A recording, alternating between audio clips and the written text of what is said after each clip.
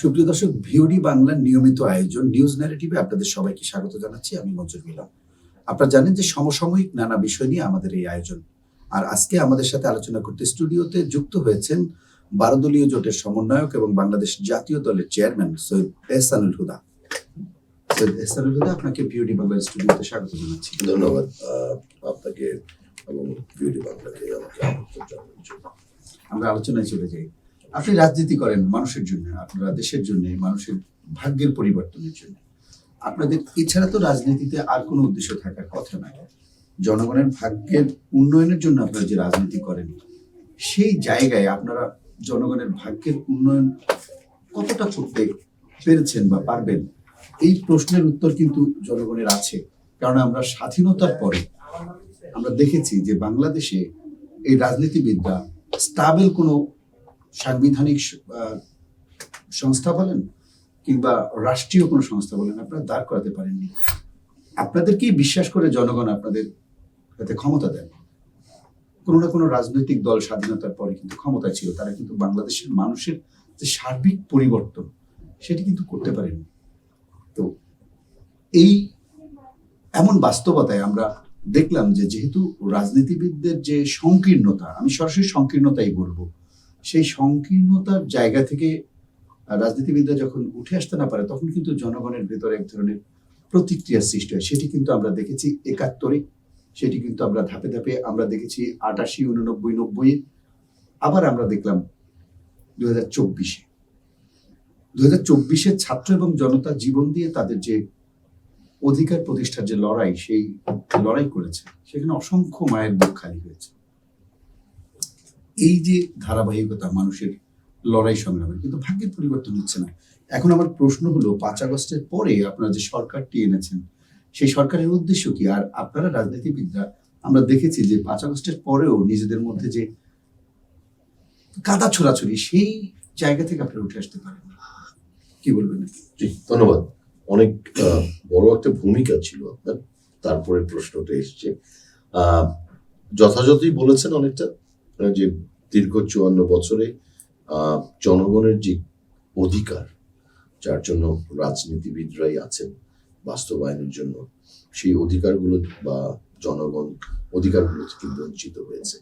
এর অন্যতম কারণ ছিল ক্ষমতা লিপ্সা এবং ক্ষমতাটা পেলে তার স্বৈরতান্ত্রিক বা একনায়ক হয়ে যাওয়ার যে প্রবণতাটা, সেটার।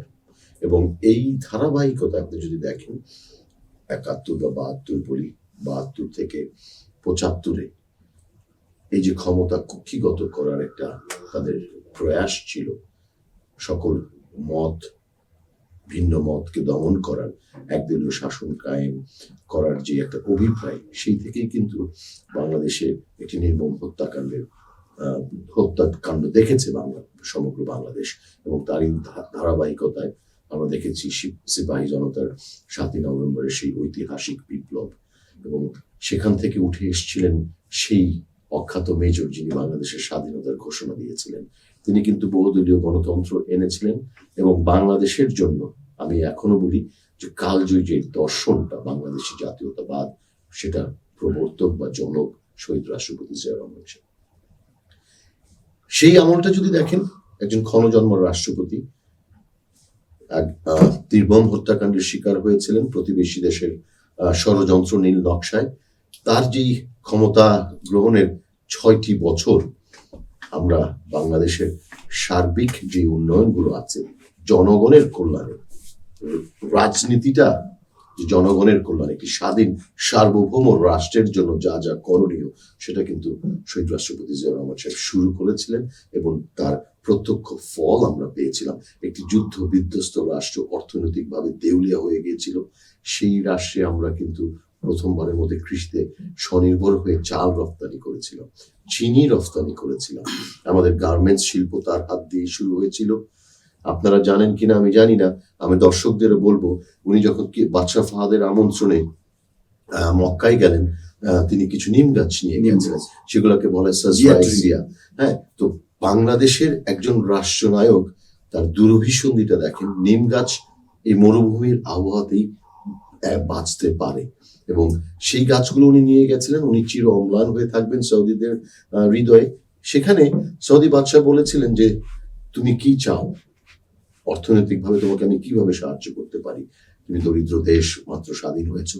উনি বলেছিলেন আমি দরিদ্র হতে পারি, কিন্তু আমার তখনকার 7 কোটি জনগণের 14 কোটি হাত, এটাই আমার সম্বল, এবং আমি চাই আমার দক্ষ জনশক্তি তুমি তোমার দেশের যে উন্নয়ন হচ্ছে সেই জন্য তুমি নেও।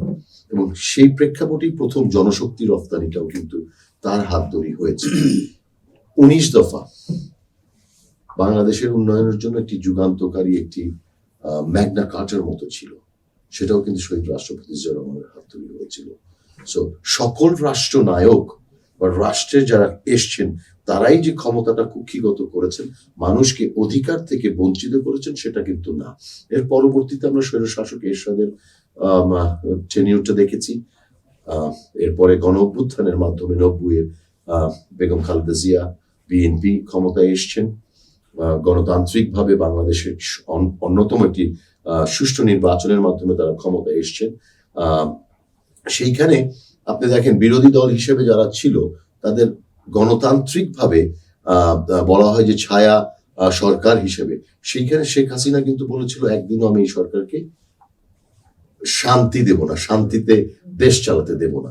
একটি বিশৃঙ্খল অবস্থার উনি তৈরি করেছিলেন এবং 173 দিন হরতাল আহ্বান করেছিলেন, সরকারকে বিব্রত করার জন্য, অস্বস্তিতে ফেলানোর জন্য যত যা যা করণীয় সবই উনি করেছিলেন। তার প্রেক্ষিতে আমরা দেখেছি তারপরও মুক্তিযুদ্ধ বিষয়ক মন্ত্রণালয় থেকে শুরু করে অনেকগুলো কাজ তারা করেছিলেন। আমি পুরো ঘটনাটা বাংলাদেশ এই বিষয়গুলো না, যে আমি যদি একেবারে শেষের দিকে চলে আসি, যেটা হলো 2008-9 সালে আওয়ামী লীগ যখন আবার ক্ষমতায় আসলো, সেটা একটা সূক্ষ্ম কারচুপির মাধ্যমে, 1/11টাকে আমি বলি যে সূক্ষ্ম কারচুপির মাধ্যমে তারা ক্ষমতায় আসলো এবং তারা বলেছেই তাদের আন্দোলনের ফসল 1/11। তারপর থেকে আপনারা দেখেছেন যে কিভাবে একটি রাষ্ট্রের সকল স্তম্ভকে তারা ধ্বংস করেছে। বিচার ব্যবস্থা, মানুষের ভোটাধিকার, গণতন্ত্র হরণ, এই যে হত্যাযজ্ঞ, ভিন্ন মত দমনের জন্য যে পাশবিকতা তারা দেখিয়েছে, বাংলাদেশকে লুটপাটের একটি অভয়ারণ্যে পরিণত করে বাংলাদেশকে একটি ফেল স্টেটের দ্বার প্রান্তে নিয়ে গিয়েছিল এই আওয়ামী লীগ এবং এই স্বৈরাচারী সরকার। তারই ধারাবাহিকতায় আপনার প্রশ্নের জায়গা থেকে যদি আসি, জনগণের মধ্যে যে একটা ক্ষোভ ছিল, এটা কিন্তু একদিনের ক্ষোভ না। বিগত 15-17 বছর এবং আওয়ামী শাসন আমলের যে চিত্রটা তারা দেখেছে, সেই ক্ষোভের বহিঃপ্রকাশটাই হয়েছে এই অগ্নুৎপাতের মতো যেটা ব্রাস্ট হয়েছে, that is on from July থেকে যেটা অগাস্টের 5 তারিখের পর্যন্ত যে আন্দোলনটা।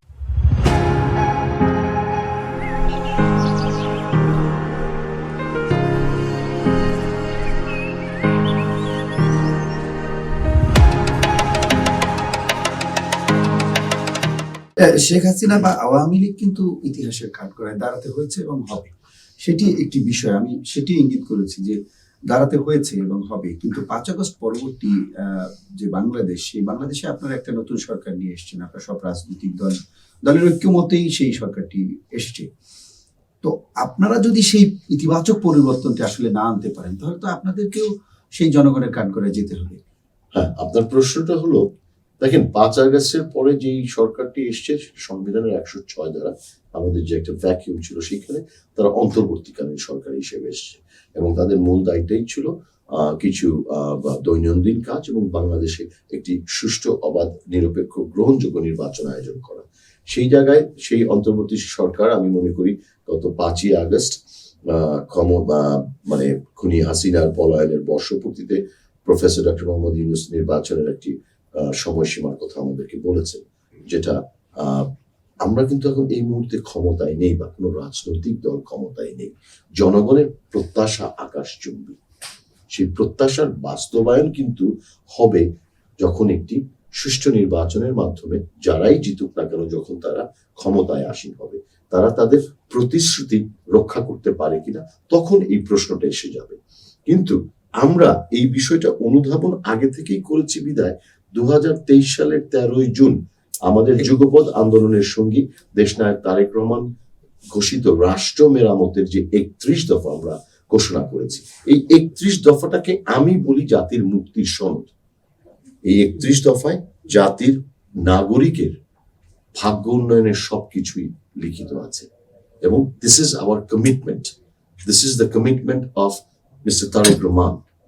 যে ওনারা যদি ক্ষমতায় যান, জনগণ যদি আমাদেরকে তাদের ভোটে নির্বাচিত করেন, আমরা এই 31 দফা বাস্তবায়ন করব এবং 31 দফার মাধ্যমেই বাংলাদেশ তার যে পেছনের যে গ্লানি সেটা থেকে ঘুরে দাঁড়াবে এবং জনগণের ভাগ্য উন্নয়ন ইনশাআল্লাহ হবে।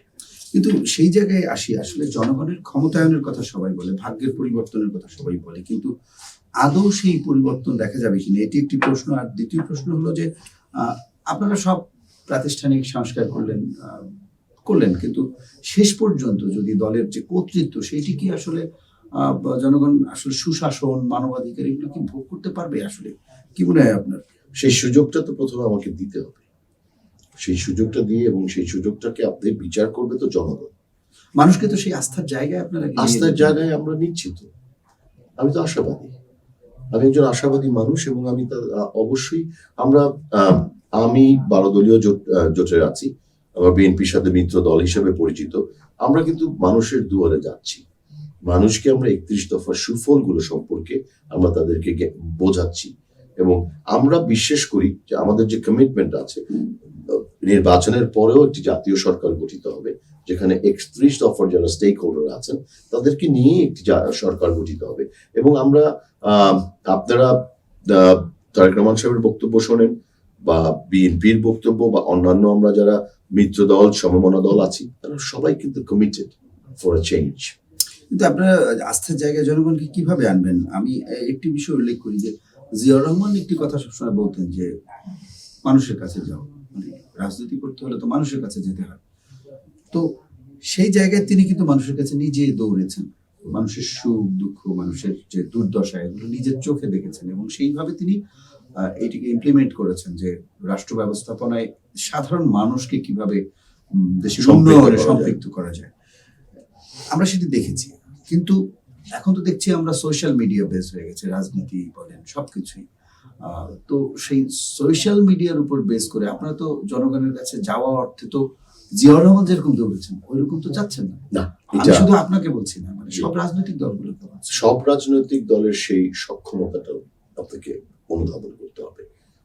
আমি যাচ্ছি বলে অন্যরা যেতে পারছে না সেটাও কিন্তু না। আবার সোশ্যাল মিডিয়াতে আপনি যেটা দেখছেন সেটা অনেকটা তো সচিত্র প্রতিবেদন, সচিত্রটা তো দেখছেন হয়তোবা সেভাবে। শুধু কথার ফুল ঝুরিয়ে কিন্তু মানুষের মন জয় করা যাবে না, আপনাকে মানুষের কাছে যেতে হবে। 5 আগস্ট বাংলাদেশে একটা গুণগত পরিবর্তন কিন্তু এনে দিয়েছে, আমি স্বীকার করি আর না করি। আমি সপ্তাহে 2 থেকে 3 দিন আমি একেবারে প্রান্তিক লেভেলে যাচ্ছি এবং যেই লোকটা বাংলাদেশের প্রত্যেকটা মানুষই আমি মনে করি রাজনৈতিক সচেতন, কিন্তু এখন তাদের সচেতনতা অনেক বেশি বৃদ্ধি পেয়েছে। They want a change. আগে যেমন তারা ভোট দিয়ে একজন লুটেরা তৈরি করেছিল, সেই জায়গা থেকে তারাই এখন মুখ ফিরিয়ে নিয়েছে। তারা একজন যোগ্য প্রার্থী, তাদের পছন্দের প্রার্থী, যাদেরকে তারা মনে করছে তাদের প্রতিনিধি, তাদের প্রতি কিন্তু ঝুঁকছে। এবং আপনি দেখেন বড় দল হিসেবে বিএনপি, তাদের নেতাও অনেক, তারা তারুণ্যের সমাবেশ থেকে শুরু করে অনেক কাজ করছে। সেইখানে আমরা যারা ভোটের রাজনীতিতে প্রত্যক্ষভাবে অংশ নিতে চাচ্ছি, আমরাও কিন্তু যাচ্ছি। আমি বিরামহীনভাবে আমার নির্বাচনী আসনে পরিশ্রম করে যাচ্ছি এবং আমি অভূতপূর্ব সাড়া পাচ্ছি। It's unbelievable. এবং এইটা আমার জন্য যে কতটুকু আপনার একটা ফিডব্যাক যেটা আমি পাচ্ছি, ইটস লাইক দ্যাট, যে মানে মানুষের আকাঙ্ক্ষাটা আমি অনুধাবন করতে পারছি, তারা কি চাচ্ছে।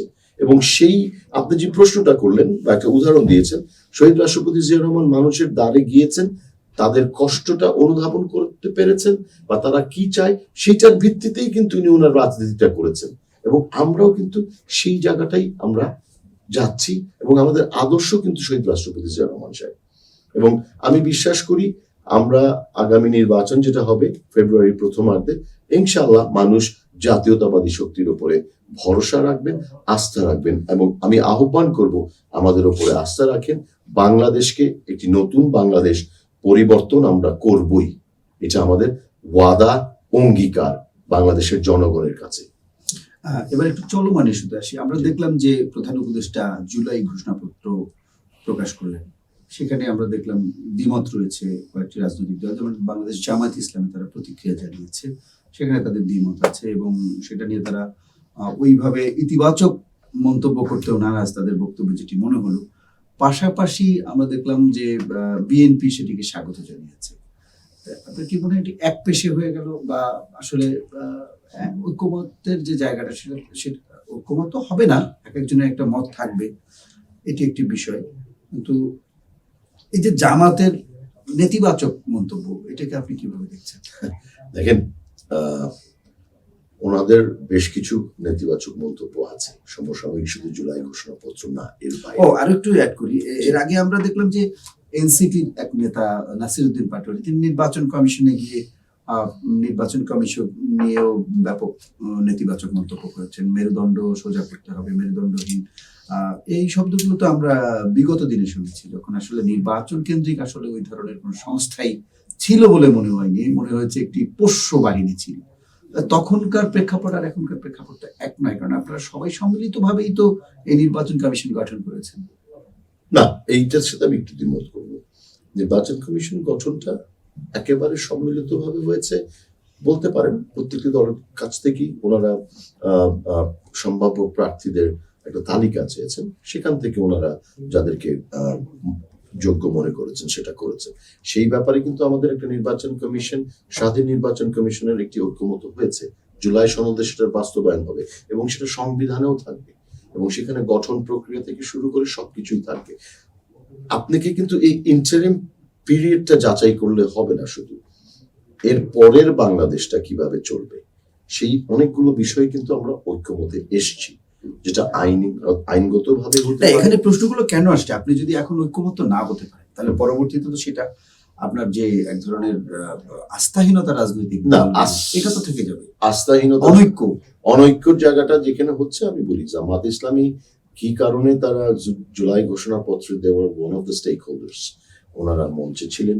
ওনাদের আমরা এটাও শুনেছি গণমাধ্যমের মারফতই যে এইখানে ইভেন অনেকে সংবাদ সম্মেলন করেও বলা হয়েছে যে কয়েকটি দলকে শুধু এই জুলাই সনদের পাঠ করা হয়েছে, এই জন্য অনেকে বর্জনও করার হুমকি দিয়েছিলেন, তারাও কিন্তু মঞ্চে যে বসছেন। এই জায়গাতে এসে হঠাৎ করে একেবারে লাইন টু লাইন বা হুবহু আমার মতের মতো না হলেই আমি সেটাতে আমি নারাজ হয়ে যাব, সেই সংস্কৃতি থেকেও আমাকে বেরিয়ে আসতে হবে, তাই না?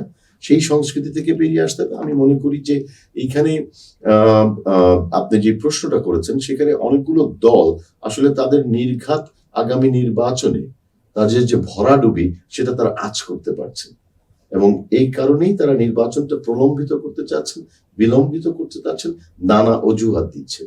সেই অজুহাতগুলো কিন্তু বাংলাদেশের মানুষ নেবে না, এটা ঢোপে টিকবে না। মানুষ কিন্তু অধীর আগ্রহে ভোটের জন্য আগ্রহে আছে এবং তারা একটি নির্বাচনের জন্য তারা প্রস্তুত হয়ে আছে।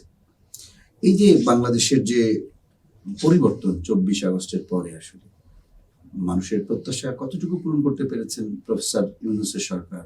মানুষের প্রত্যাশা তো আরো বেশি ছিল, যেমন আইন শৃঙ্খলা পরিস্থিতি, পাশাপাশি দ্রব্যমূল্যের নিয়ন্ত্রণ, বিদেশি বিনিয়োগ, সবকিছু মিলিয়ে তো মানুষের প্রত্যাশার পারদটা অনেক হাই ছিল।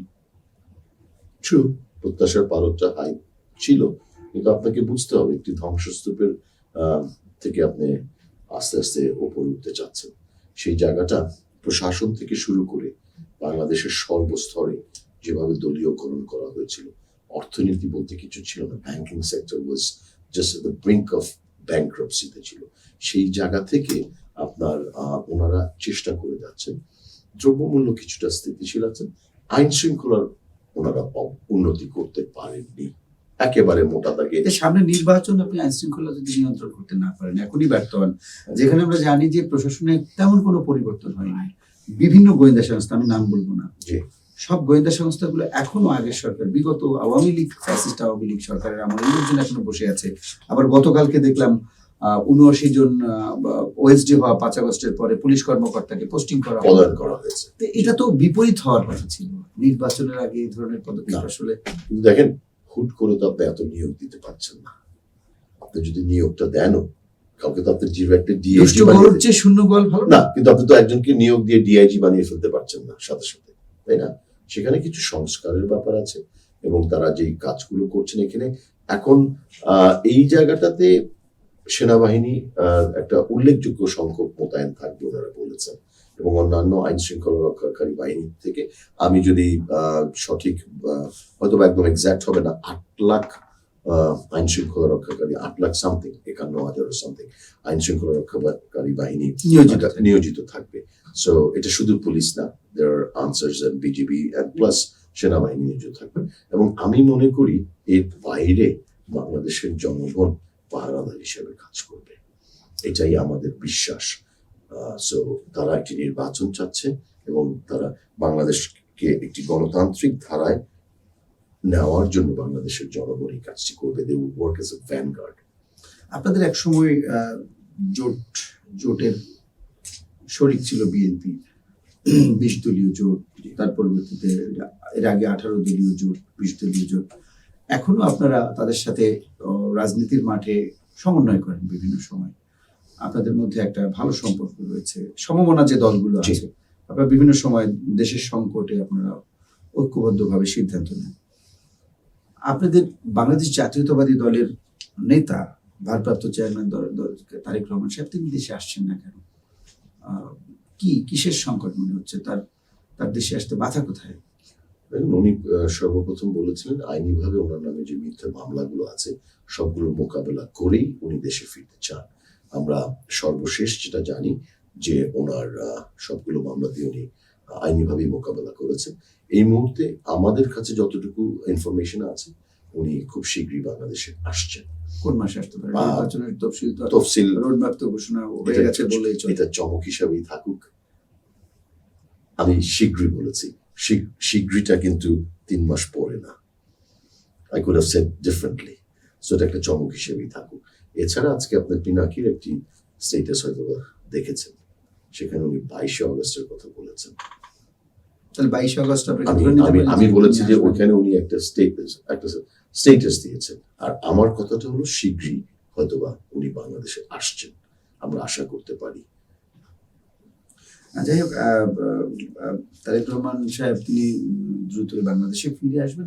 আমি মনে করি বাংলাদেশের এখন এই মুহূর্তে সবচেয়ে বড় স্টেক হোল্ডার তারেক রহমানের দল, বাংলাদেশ জাতীয়তাবাদী দল বিএনপি। তাদের জনসমর্থনও সবাই বলে, বিভিন্ন সভা সেমিনারও আপনারাই বলেন, সবাই বলে, রাজনীতিবিদ, সুশীল সমাজ সবাই বলে যে বিএনপি সবচেয়ে বড় দল। এটি স্বাভাবিক এই মুহূর্তে, এটি একটি বিষয়। আপনার আওয়ামী লীগকে বাদ দিয়ে নির্বাচনে যাচ্ছেন, সামনের নির্বাচনে, এটি তো স্পষ্ট, এটি নিয়ে কোনো দ্বিধা নেই। কিন্তু আওয়ামী লীগের তো একটা বড় ভোট আছে, সাধারণ মানুষ যারা আওয়ামী লীগকে ভোট দেয়, সাধারণ মানুষ যাদের কোনো পোস্ট পজিশন নেই।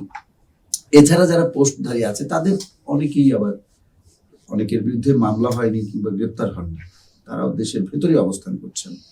পাশাপাশি আমরা দেখলাম বিগত কয়েকদিন আগে বসুন্ধরা কনভেনশন হলে আওয়ামী লীগ একটি প্রশিক্ষণ, একজন সেনা কর্মকর্তাকে দিয়ে তারা প্রশিক্ষণ করছে বিশৃঙ্খলা সৃষ্টির উদ্দেশ্যে। আবার আজকে বিবিসিতে একটি নিউজ দেখলাম যে আওয়ামী লীগের পতন হয়েছে, দেশি বিদেশি ষড়যন্ত্রে পতন ঘটানো হয়েছে। এটা মনে করে তারা আগামী নির্বাচনে জনগণকে এটা বুঝিয়ে যে আমাদেরকে ক্ষমতা থেকে অবৈধভাবে সরানো হয়েছে, আগামী নির্বাচনে তারা কিছু কি বলবো মার্কেটিং করতে চাচ্ছে এবং নির্বাচনে কিছু বিশৃঙ্খলা তৈরি করতে চাচ্ছে, বাধাগ্রস্ত করতে চাচ্ছে। আওয়ামী লীগকে দেশের ভিতরে রেখে প্রশাসনের বাইরে সাধারণভাবে আপনারা কিভাবে মনে করেন, বা কেন এত আস্থা যে আপনারা একটা সুন্দর সূক্ষ্ম নির্বাচন করবেন? আমি আপনার প্রশ্নের মাঝখানে একটি জিনিস দিয়ে আসছি। বসুন্ধরায় তারা একটি গেরিলা প্রশিক্ষণের ব্যবস্থা করেছিল সন্ত্রাসী কার্যক্রম করার জন্য। এতেই কি প্রমাণিত হয় না যে দলটি একটি সন্ত্রাসী সংগঠন? রাজনীতি করার কোনো অধিকার নাই, অভিপ্রায় পর্যন্ত নাই। তাদের যদি ন্যূনতম অনুশোচনা থাকতো তাহলে তারা রাজনৈতিকভাবে তাদের এই পতনটাকে মোকাবেলা করত, কিন্তু তারা করতে চাচ্ছে রাষ্ট্রের বিরুদ্ধে ষড়যন্ত্র করছে। তারা গেরিলা প্রশিক্ষণ দিয়ে যেভাবে 5ই আগস্টে, জুলাই থেকে আগস্ট পর্যন্ত পাখির মতো মানুষকে গুলি করে মারিয়েছে, সর্বোচ্চ হুকুমদাতা শেখ হাসিনার যে অডিও ফাঁস হয়েছে, সেখান থেকে আপনি যদি দেখেন তারা একই কাজ করতে যাচ্ছে। বাংলাদেশের মানুষ তো তাদেরকে বর্জন করেছে এবং এই ঘটনার ফলে তারা আরো নিন্দিত হচ্ছে এবং তারা তাদেরকে বর্জন already, it's just so clear. এই দলের তো বাংলাদেশে রাজনীতি করার কোনো অধিকার নাই। আমরা গণতন্ত্রের কথা বলেন, তাদের ভোটারদের কথা বলেন, কোনো ক্ষেত্রেই তারা, আমি মনে করি যেই লোকগুলোকে আপনি বলেছেন সাধারণ জনগণ, তারাও তাদের ভুল বুঝতে পারবেন। যারা নৌকায় হয়তো বা ভোটটা দিয়েছিলেন, সেই লোকগুলোর অবশ্যই অধিকার আছে, এবং আমরা মনে করি তারা বাংলাদেশের স্বার্থে, বাংলাদেশের বৃহত্তর স্বার্থে আওয়ামী লীগকে বর্জন করবেন। তাদের খুশি যা যেই দলই হোক না কেন, সেইখানে তারা ভোটটা দিবেন দেশের স্বার্থে। সবার আগে বাংলাদেশ, এই স্লোগানটাই আমরা সবসময় দিই। সো আওয়ামী লীগ একটি সন্ত্রাসী সংগঠন। এই সংগঠনের বাংলাদেশের রাজনীতি করার অধিকারটা তারা আসলে নৈতিকভাবে হারিয়ে ফেলেছে। এই শেখ হাসিনার বিচার চলছে, এই বিচারটিও তো আসলে দ্রুত চলছে না। আমরা বিভিন্ন রাজনৈতিক দল বলছে যে বারবার যে বিচার কেন দ্রুত করা হচ্ছে না, কারণ এই সরকারের প্রতি যে মানুষের চাওয়া, তার মধ্যে বিচারটা যাতে দ্রুত হয় এরকম প্রত্যাশাও আছে। প্রধান উপদেষ্টা গতকাল তার বক্তব্যেই বলেছিলেন যে আমাদের কাছে যে কাজগুলো ছিল তার মধ্যে বিচার একটি, নির্বাচন একটি। তো নির্বাচনের প্রক্রিয়ায় তো আমরা ঢুকে যাচ্ছি, আর বিচারটি কেন প্রলম্বিত করা হচ্ছে? আওয়ামী লীগের সবাইকে কেন গ্রেপ্তার করা হচ্ছে না, যারা বাইরে আছেন এখন অসংখ্য আছেন? দেখেন, আমরা আপনি যে কথাটা বললেন, সরকারের তো অনেকগুলো দুর্বলতা আছে। এই সরকারের আমি শুরু করলে শেষ করা যাবে না তাদের দুর্বল জায়গাগুলো, কিন্তু আমরা তাদেরকে সমর্থন দিয়েছি। আমরা তাদের সেই সমর্থনটা অব্যাহত রাখতে চাই। আমরা চাই না অস্থিতিশীল করে ফেলতে দেশটাকে। আবার সরকারের এই ব্যর্থতাগুলো কিন্তু আমরা বারংবার প্রতিবার উচ্চারণ করছি। আমরা তাদেরকে চোখে আলো দিয়ে দেখিয়ে দিচ্ছি। একটি মাত্র ট্রাইব্যুনাল দিয়ে বিচার কাজ চলছে, আরেকটি ট্রাইব্যুনাল গঠিত হয়েছে, কিন্তু সেটা কার্যক্রম এখনো সেভাবে শুরু হয়নি। সো এই যে দীর্ঘসূত্রিতার জায়গাটা, সেইখানে আমরা কিন্তু সেটা বলে আসছি। এবং আপনি দেখেন, সরকার থেকে আমরা যখন বলি যে সরকারের ভেতর আরেকটি সরকার আছে, সরকারের কিছু উপদেষ্টা আবার এটা স্বীকার করে নিচ্ছেন সব দেশেই নাকি সরকারের ভেতর আরেকটি সরকার থাকে। সো এই সরকারের প্রথম নিয়োগটা নিয়ে আমরা আপত্তি তুলেছিলাম। প্রফেসর ডক্টর মোহাম্মদ ইউনূস একজন বিশ্ববরেণ্য ব্যক্তিত্ব, ওনার কোনো রাজনৈতিক অভিজ্ঞতা নেই। উনি রাজনীতি একবার করতে চেয়েছিলেন, সেটাতে কিন্তু উনি হালে পানি পান নাই। তারপরেও আমরা তার উপর আস্থা রেখেছি, কিন্তু উনি যে নিয়োগটা করেছেন সেটাকে এনজিওগ্রাম সরকার বলা যায়। ঠিক আছে, তখন তো আপনার জাতীয় সরকারও রাজি হয়নি। না, জাতীয় সরকারের আসলে শোনেন, এই যে কথাগুলো আসছে না, এটা নিয়েও কিন্তু ডিবেট হয়েছে, হয়নি? আপনি জাতীয় সরকার কনসেপ্ট বা প্রস্তাবনা যেটা বলেছে সেটা নাহিদ ইসলাম বলেছেন, কিন্তু তার ব্যাপারে কিন্তু প্রতিবাদ এসছে, এবং প্রামাণ্য বা অকাট্য বা এভিডেন্স দিয়েই সেটা বলা হয়েছে। এই ধরনের কোনো আলোচনা হয়নি। জাতীয় সরকারের ব্যাপারে আসলে ওভাবে হয়নি। তাহলে আপনারা কেন করেননি? আপনাদের যে নেতৃত্ব বা না, আমরা তো আসলে জাতীয় সরকার তো আমরা সবসময় বলে এসছি, এটা কিন্তু আগেও ছিল যে আওয়ামী লীগ সরকারের যদি আমরা যখন আন্দোলনে ছিলাম, জাতীয় সরকার হবে নির্বাচনের পরে। এর আগে যে সরকারটা হবে তার দায়িত্ব থাকবে কিন্তু নির্বাচনটা করে দেওয়ার। আমরা সেই জন্যই অন্তর্বর্তী সরকারে কারা উপদেষ্টা পরিষদে থাকবে এই বিষয়ে কি কোনো ঐক্যমত হয়নি? না, এই বিষয়ে আমি যতটুকু জানি ঐক্যমত হয়নি। আমি 21শে জুলাই 2024 আমি গ্রেফতার হয়েছিলাম। আমি মুক্তি পেয়েছি 6ই আগস্ট, এবং এরপরে 6ই August basically it's almost 7th August সন্ধ্যায় 6ই আগস্ট মুক্তি পেয়েছি। 8 আগস্ট নতুন সরকার শপথ নিলেন। সো এই বিষয়ে আপনারা দেখেছেন যে প্রফেসর ডক্টর মোহাম্মদ ইউনূসের প্রতি আমরা সেই ক্ষমতাটাও দেওয়া হয়েছিল, তাকে সেই লিবার্টিটা দেওয়া হয়েছিল যে উনি যেন একটা সুন্দর অন্তর্বর্তীকালীন সরকার গঠন করেন ওনার পছন্দ মতো। এবং সেখানে আমরা পরবর্তীতে যেটা দেখতে পেয়েছি যে উনি একেবারেই নেপোটিজম বা স্বজনপ্রীতি করে কিছু লোককে নিয়েছেন, এবং যারা দেশ চালাতে একেবারেই অজ্ঞ ছিলেন, তাদের পূর্ব অভিজ্ঞতা ছিল না, বাস্তবতা এবং আদর্শ বা আপনার পুঁথিগত বিদ্যা এক নয়, এই জায়গাটাকে তারা গুলিয়ে ফেলেছেন। উনি বেশ কিছু লোককে নিয়ে এসছেন যারা পাশ্চাত্যে ছিলেন, সেই জীবনযাত্রায় অভ্যস্ত, তারা সেটাকেই বাংলাদেশে ইমপ্লিমেন্ট করতে চেয়েছেন। But Bangladesh is different than the other countries. এই জায়গাটাই ওনারা বুঝতে অক্ষম, এবং সেখান থেকে আমরা দেখেছি যে তারা বেশ কিছু জায়গায় হোঁচট খেয়েছে, এবং আমার মনে হচ্ছে যে তারা সেই জায়গাটা অনুধাবন করতে পেরেই এখন বাংলাদেশকে একটি নির্বাচনের ট্রেনে উঠিয়ে দিয়েছেন, এবং যত শীঘ্রই সম্ভব একটি গ্রহণযোগ্য নির্বাচন দিয়ে তারা ক্ষমতা থেকে সম্মানের সহিত বিদায় নেওয়ার চেষ্টা করছেন। আমি আসলে ঘুরে ফিরে আবার পেছনের দিকে আসতে যাচ্ছি, প্রশ্নটা একটু পুরনো প্রশ্ন। বিএনপি এর আগেও ক্ষমতায় ছিল, আওয়ামী লীগ ক্ষমতায় ছিল, বিএনপি ছিল একাধিকবার। আমরা দেখেছি জিয়াউর রহমানের সময় জিয়াউর রহমান তিনি কিন্তু ইতিবাচক অনেক পদক্ষেপ নিয়েছেন, সেটি কিন্তু জাতি মনে রেখেছে এবং সেটি সবাই জানি। আমরা সেগুলো বিভিন্নভাবে তথ্য সংগ্রহ যদি করি, তাহলে দেখা যাবে যে বাংলাদেশের ইতিহাসে জিয়াউর রহমান যেসব পদক্ষেপ নিয়েছিলেন বিশ্বের দেশের উন্নয়নের, সমগ্র জাতিকে ঐক্যবদ্ধ করি, এরকম পদক্ষেপ কেউ নিতে পারে। আমরা দেখেছি বেগম খালেদা জিয়াও তিনি ইতিবাচক অনেক পদক্ষেপ নিয়েছিলেন, কিন্তু তারপরেও যে রাজনৈতিক সংকট, দেশের বড় বড় যে সংকটগুলো, সেগুলো কিন্তু আমরা ওইভাবে সমাধান করতে পারিনি। এটি কিন্তু বাস্তবতা। এটিকে একজন রাজনীতিবিদ বা রাজনৈতিক কর্মী হিসেবে আপনাকেও কিন্তু মানতে হবে। এটি একটি বিষয়। আর একটি বিষয় হলো যে বিএনপি আগামীতে ক্ষমতায় এসে দেশে একটা ইতিবাচক পরিবর্তন করে সারা দেশে একটা শান্তি বয়ে দিবে, বা আপনার জনগণের কাছে যেতে পারবেন, বা জনগণের আস্থা অর্জন করতে পারবেন, এই যে চিন্তাটা, এই যে আস্থাটা, এটা আপনি কেন করেন, মানে কেন মনে করেন? দেখেন, ছোট করে বলছি, জিয়াউর রহমান সাহেবের যে 19 দফা, সেটার এক্সটেন্ডেড ভার্সন ইজ 31 দফা। জনকল্যাণের জন্য দফা আমি 31 দফা বা 50 দফা বা 100 দফা যাই দেন না কেন, আদৌ বা জনগণের কাছে যেতে পারবেন, আপনাকে তো ভাগ্যের উন্নয়ন করতে পারবেন। You can't be that pessimist. আপনি এত নেগেটিভ চিন্তা করলে তো হবে না। You have to be optimistic এবং আশাবাদী মানুষ হতে হবে। আপনাকে স্বপ্ন দেখতে হবে, স্বপ্ন দেখাতে হবে, স্বপ্ন বাস্তবায়ন করতে হবে। আমি দৃঢ়ভাবে বিশ্বাস করি, জনগণ যদি এবার আমাদেরকে সেই সুযোগটা দেয়, আপনার এই প্রশ্নটাও আমাকে আরেকবার করবেন যে স্বপ্নটা বাস্তবায়িত আমরা করতে পেরেছি, তার জন্য সময় দিতে হবে। স্বপ্ন আপনি রাতারাতি বাস্তবায়ন করতে পারবেন না। দেশটাকে যে তিমিরে নিয়ে যাওয়া হয়েছিল, যে অন্ধকার বাংলাদেশ আমরা দেখতে পাচ্ছি, সেই জায়গা থেকে টানেলটা, যে আলোটা পর্যন্ত দেখতে, সেই ধৈর্যটা জনগণের থাকতে হবে, এবং সেই সুযোগটা আমাদেরকে দিতে হবে, সেই সময়টা আপনাকে দিতে হবে। আমি যদি বলি আপনাকে যে এখন লাফ দিয়ে ওই পারে চলে যান, আপনি হয়তো পারবেন না, তাই না? আপনাকে ওই এতটুকু জায়গায় যেতে হবে যেখান থেকে আপনি হয়তোবা লাফটা দিতে পারবেন। So you have to give us time. জনগণ সেটা বোঝে, আমি কোয়াইট শিওর জনগণের সেই উপলব্ধিটা আছে।